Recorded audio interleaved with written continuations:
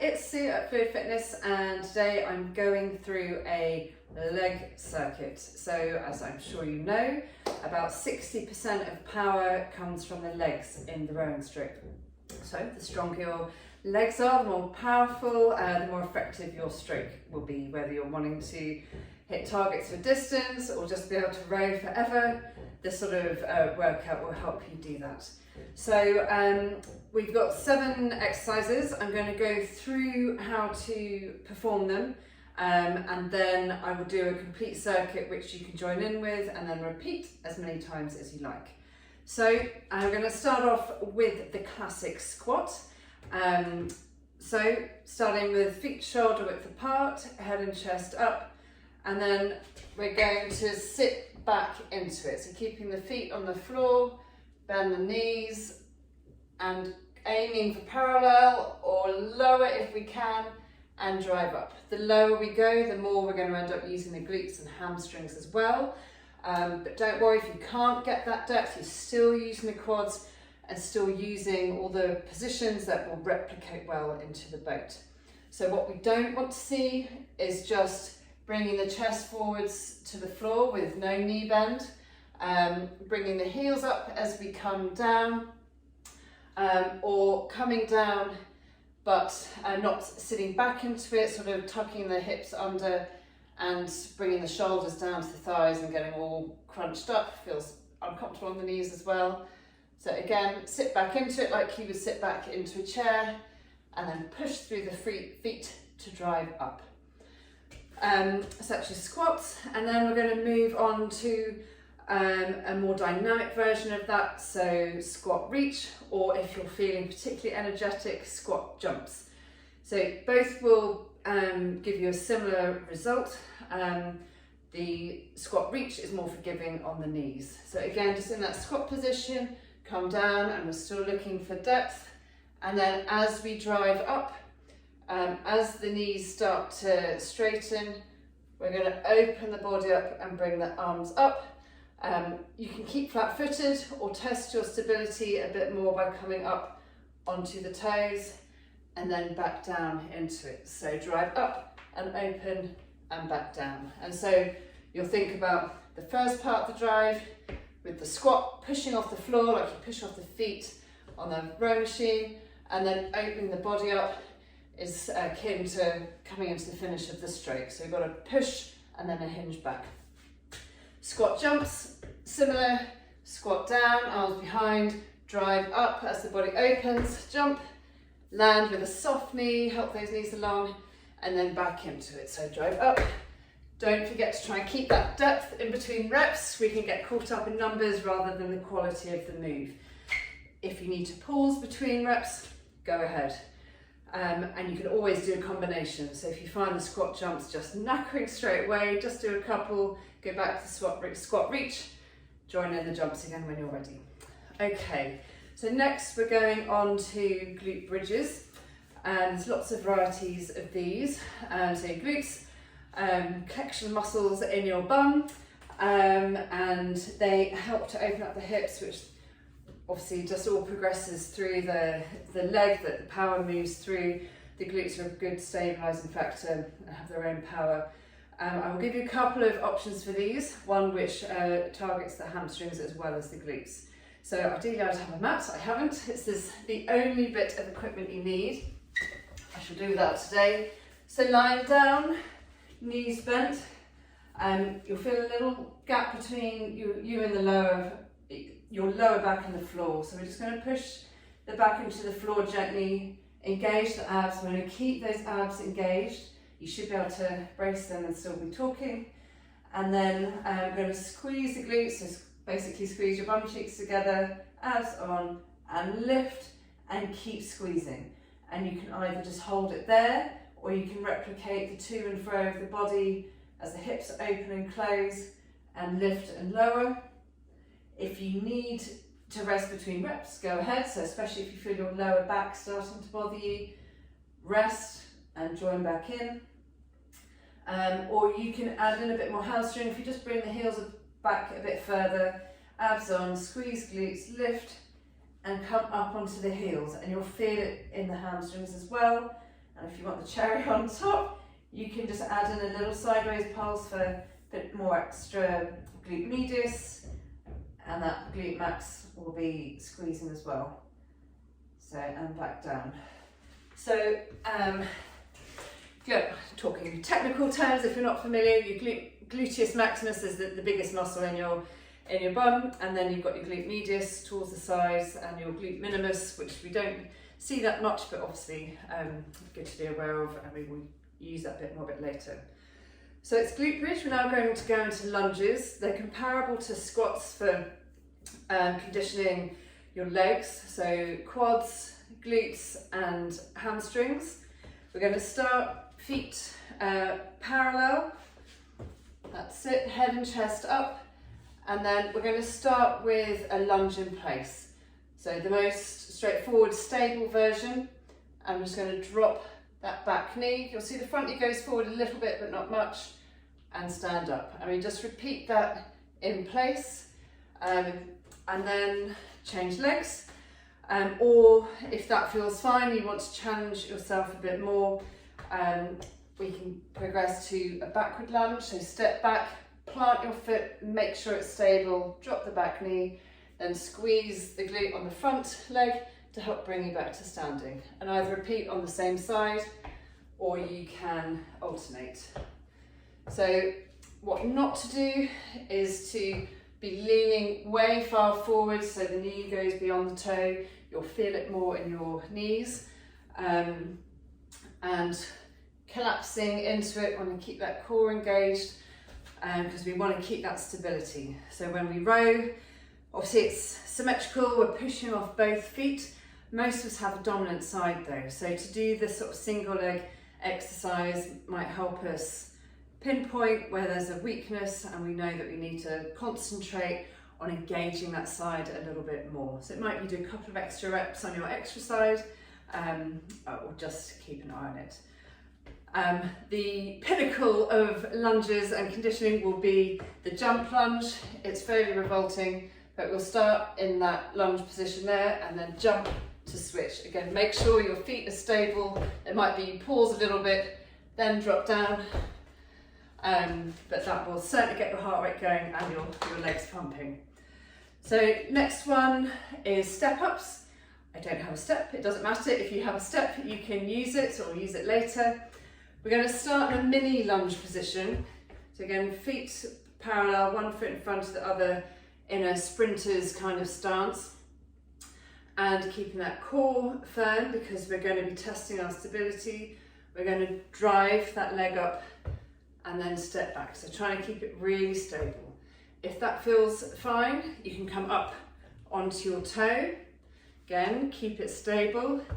And if that feels good, you can make it hard again by dropping that back knee even more. So we're driving through a longer range and drive up. So, and then switch sides. Your toe connection with this one is particularly important. When we row, we drive off the balls, the feet push the heels down, and we keep pressing through the toes all the way to the finish. So with this one, you might want to have bare feet or slimmer soled shoes so you can feel what your feet are doing. Press those toes, help them to help you keep your balance. And your core obviously, and your glute squeezing, everything nice and firm and aligned. Right, 2 more to go. So next we have the option of curtsies or skaters. Curtsies are the more stable version. So standing, always thinking about posture, head and chest up. And we are going to bring my left foot behind my right and bring it to the side. I don't have any weight on it, I'm just bringing it there. The weight is on my front foot, I can feel it in my quads, and then I'm going to squeeze my right glute to bring me back to standing. So starting standing tall, as we bring that foot behind, we're going to hinge from the hips, again don't collapse, head and chest up, squeeze the glute to come back to standing. So that's your curtsy. The more dynamic version, where we're really thinking about power, not just strength, is skaters. So thinking speed skaters, we're going to leap to the side, and that foot will again go behind, no weight on it, and and change. So we're coming upright in between these leaps and then hinging forward as we land. Take your time, make sure you've got your balance before moving through the motion. Okay, and then last one, fire hydrants. So again, this is more glute focused, but it's just a really good one for hip stability, and we're still using our core. So we're multitasking, keeping all these muscles working together as they do through the round stroke. So onto all fours, shoulders over your wrists, tummy button pulled up to the spine, so core nicely engaged. And then keeping a 90-degree angle at the knee, we're just going to lift, come forward, just lift and lower. So control in both directions, being sure not to lean away from the leg as you lift it. Just lift it as far as you can without moving away. That's it. You might find all of a sudden it kicks in. I know I usually do. Good, still keeping that core engaged, and that's your fire hydrant. Okay, so I think we've got most of our legs, we've included our calves, as I mentioned with the step-ups in particular. If you're coming onto your toes, we do use our soleus, our calf, in our rowing stroke, so that's a good one for that one too. Okay, so we've gone through them all. You might have an idea of which version you want to start with.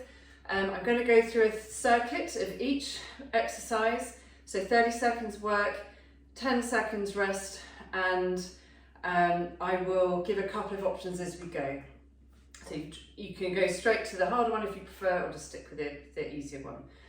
I don't have a timer yet, I'm afraid, so I'll call out some time checks, and yeah, let's get going. So, ready, squats. So straight into it, head and chest up, and I have to check my lazy factor, make sure I'm squatting to my full depth.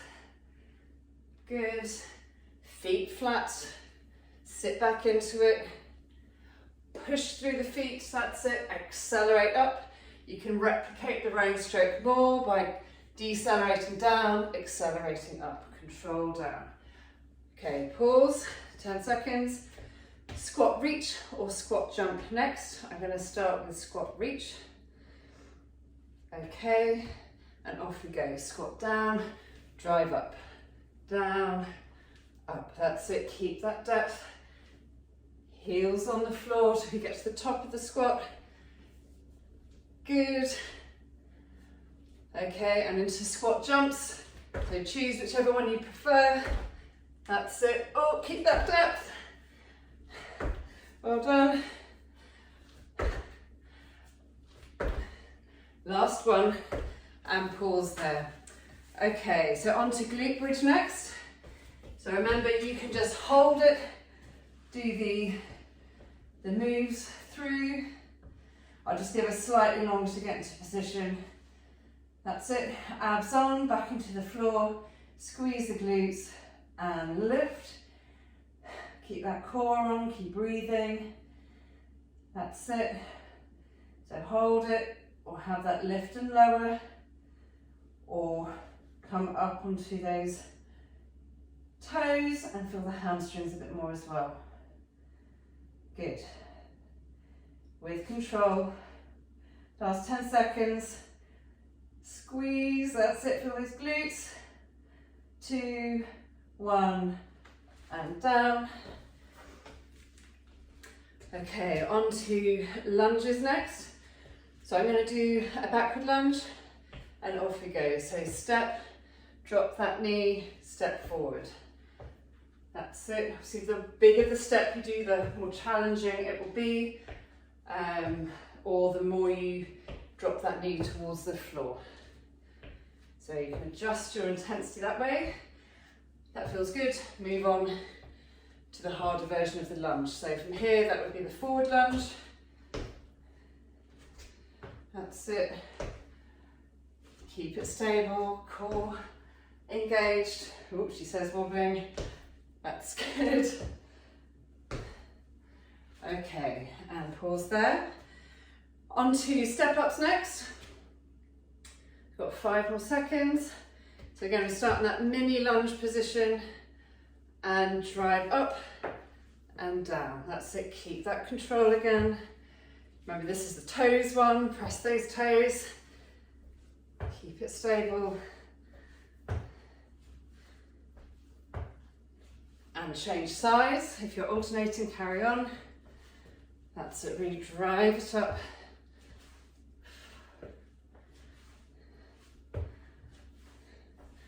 Last one, and stop there. Okay, 2 more to go. So curtsies or skaters next. I'm going to start with the curtsies and move on to the skaters. So, and go. So hinge forward, toe behind. Go to either subconsciously just kept it on the same side. So 3 there, 3 on the other. So hinge and stand, squeeze the glute to stand. Okay, and into skaters.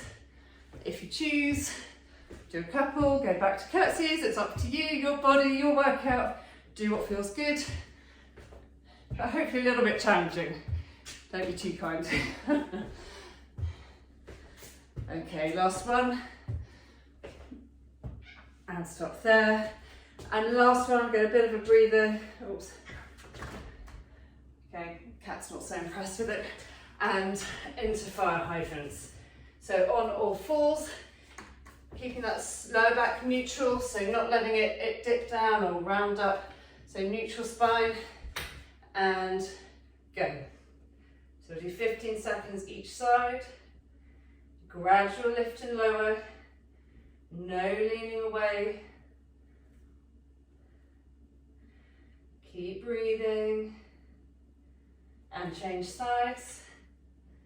That's it, you might find you've got one side lifts more than the other. That's fine, just keep going. Last couple of seconds and stop there. Okay, we're done. So you can do 1, 2, 3 circuits maybe of that as a standalone circuit, or combine it with some upper body. I will be back with more workouts, muscle specific workouts, and then some full body ones as well. Yeah, that's it. Go for it. Do the circuits, make sure you're fully warmed up, have a good workout, have a good cool down, just walk it off, let your breath come back to normal, and then let me know how you get on. Happy rowing. Bye.